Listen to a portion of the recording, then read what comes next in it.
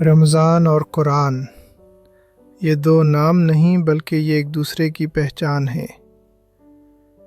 اللہ تعالیٰ نے سال کے 12 مہینوں میں سے رمضان کو ہی کیوں چنا؟ اس کی سب سے بڑی وجہ وہ واقعہ ہے جس نے کائنات کی تقدیر بدل دی، اور وہ تھا نزول قرآن۔ قرآن کہتا ہے رمضان وہ مہینہ ہے جس میں قرآن نازل کیا گیا۔ گویا رمضان ایک خوبصورت غلاف ہے اور قرآن اس کے اندر چھپا ہوا وہ ہیرا ہے جس کی چمک نے پوری دنیا کو روشن کر دیا۔ رمضان سیریز کی اس تیسری قسط میں ہم جانیں گے کہ اس مہینے میں قرآن کے ساتھ ہمارا تعلق کیسا ہونا چاہیے۔ ہم میں سے اکثر رمضان میں ختم قرآن کی دوڑ میں لگ جاتے ہیں۔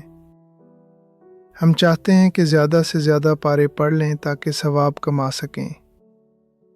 بے شک تلاوت کا ہر حرف نیکی ہے، لیکن کیا قرآن صرف تلاوت کے لیے آیا تھا؟ تصور کیجئے آپ کو کوئی بہت قیمتی خط ملے، لیکن آپ اسے سمجھے بغیر صرف پڑھتے جائیں، تو کیا اس کا مقصد پورا ہوگا؟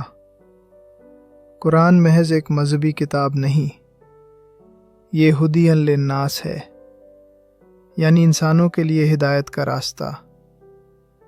یہ اندھیروں سے نکال کر روشنی میں لانے والا پیغام ہے۔ اگر اس رمضان میں ہم نے قرآن کو صرف زبان سے پڑھا اور دل تک نہ پہنچایا تو ہم نے اس عظیم نعمت کی قدر نہیں کی۔ رمضان وہ وقت ہے جب شیطان قید ہوتا ہے اور ہمارا نفس اللہ کی طرف مائل ہوتا ہے۔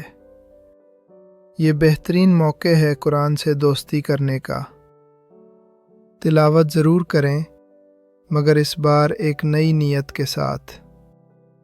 روزانہ کم از کم ایک رکوع یا چند آیات ترجمے اور تشریح کے ساتھ پڑھیں۔ دیکھیے کہ وہ رب آپ سے کیا کہہ رہا ہے، وہ آپ کو کن باتوں پر خوشخبری دے رہا ہے اور کن کاموں سے روک رہا ہے۔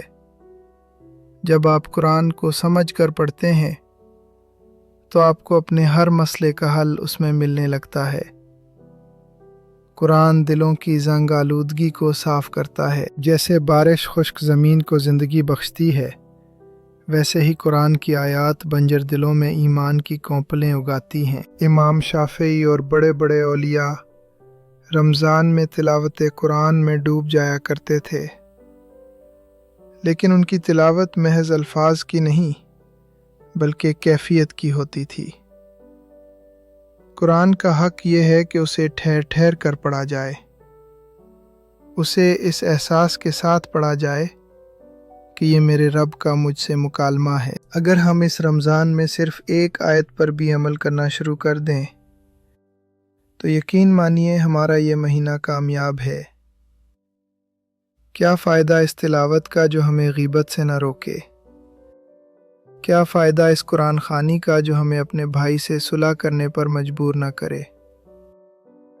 قرآن کو اپنے اعمال میں لانا ہی اصل رمضان ہے۔ آج افطاری کے بعد جب آپ قرآن کھولیں تو صرف صفحے گننے کے لیے نہیں بلکہ ہدایت ڈھونڈنے کے لیے کھولیں۔ آج خود سے وعدہ کریں کہ اس بار قرآن صرف میرے ہاتھوں میں نہیں بلکہ میرے کردار میں بھی نظر آئے گا۔ کل کی قسط میں ہم بات کریں گے اس ہتھیار پر جو ہر مسلمان کے پاس ہے، یعنی دعا کی طاقت اور افطار کا وقت۔ ذی شان اظہر آفیشیل سے جڑے رہیے۔ اللہ نگہبان۔